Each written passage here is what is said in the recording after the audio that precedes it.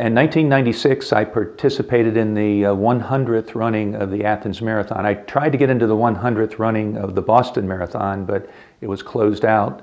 So it was much better to travel abroad and do the 100th Athens. It started in the city of Marathonus, and the marathon's named after Marathonus. And if you know history, Phidippides ran from Marathonus into Athens to announce that the Persians were defeated. And he was able to run the 26 miles, and when he got there, after he made the announcement, he dropped dead. So I almost did after running the Athens Marathon as well. And I went with the Jeff Galloway group over there. Jeff took all of the runners out on a little trip around the Greek islands a day or two before the marathon, and he said to all of us, he says, "I have some good news and I have some bad news for you." And so we all wanted to know what the good news was, and the good news was there's only one hill in this whole marathon that you're going to be running tomorrow. And so I thought, well, that's great. And then he tells us it's like 12.5 miles long, that one hill. And he was absolutely right. The first 5 miles of it was flat. The next 12.5 miles was uphill, and then the last bit of it was downhill into the famous stadium that we got to run into.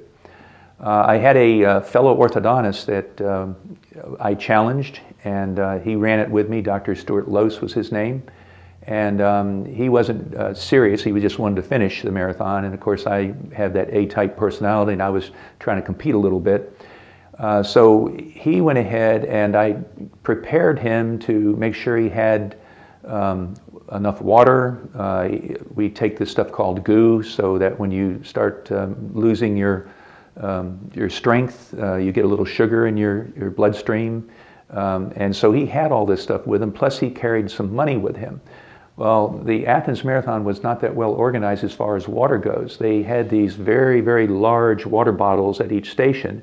So all you could do is just grab one and drink and then throw it away. Well, they ran out of water.